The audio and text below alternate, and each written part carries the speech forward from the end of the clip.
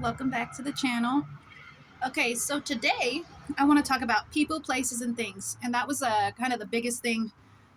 I didn't have as much trouble quitting the drug as I did the people, and that's why at 25 days sober, I checked into sober living, and people were like, "Why are you doing that? You're already over the hump. Like, I don't understand why you'd be checking into sober living now."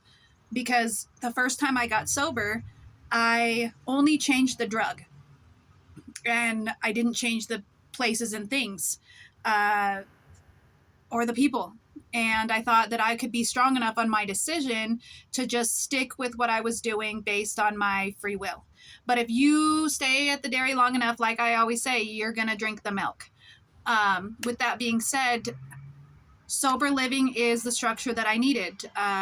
I absolutely needed. And I'm so grateful that I completed 2 separate sober living houses, and I'm now here at Superior Connections. But look at it this way. You can't have a bunch of bricks in your boat and wonder why you don't float. And I don't want to be at the end of my life sitting in a brick house that I built for myself at the bottom of the ocean wondering what the fuck happened. You also have to realize that some of your bricks in your boat, you're going to love. You're going to like them. You're going to feel like you need them. You're going to feel like you can't be without them. And I can't stress this enough, that if you don't change people, places, and things, relapse is almost inevitable. And I do know that, relapse is a part of recovery. And that is important to understand, that you're not a failure if you relapse. As long as you get back up and try again. You can fall as many times as you want, as long as you get back up one more time than you fell.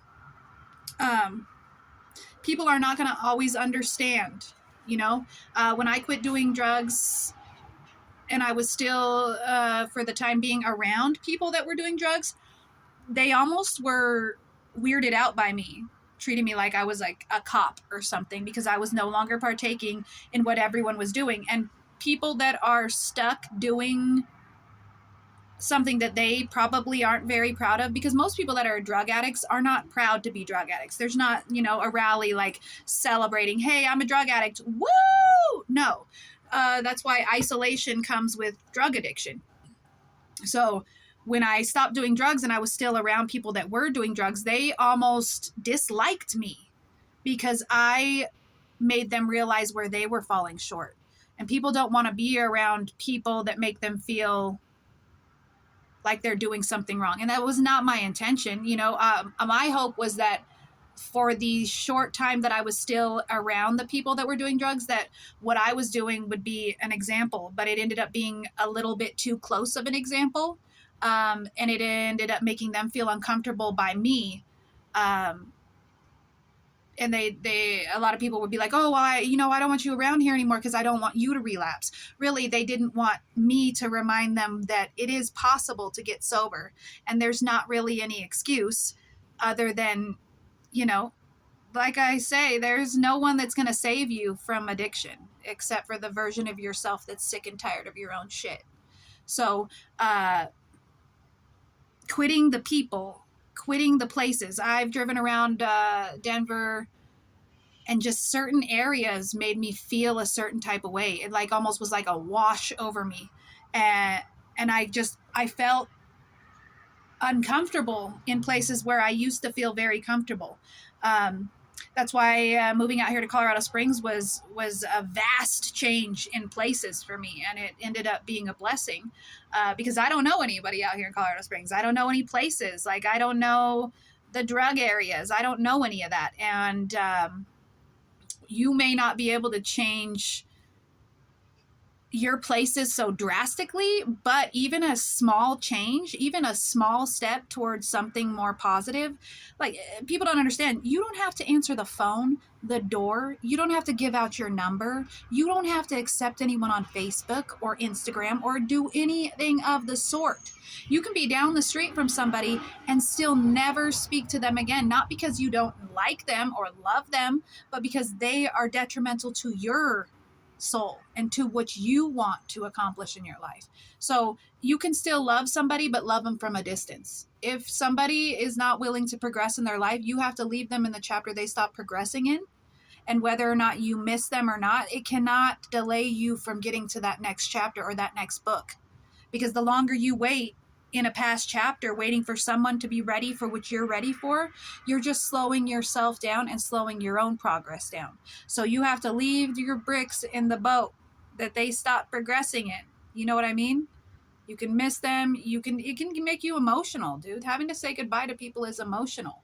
That's why I said it was harder for me to quit the people than it was the drugs. Because I knew that the people that I had to quit weren't ready to quit the drugs that I had to quit. I had to. It was a need for me. It was no longer a want. I didn't want to quit. I had to quit for my own soul to feel like I was doing anything okay in my life. Every single day. Count your triumphs every single day. You make a good decision about people, places, and things is a celebration, and you should celebrate it. And I believe in all of you. You can all do this. You know, the cool thing about saying goodbye to bricks is that it makes room for the right people in your life.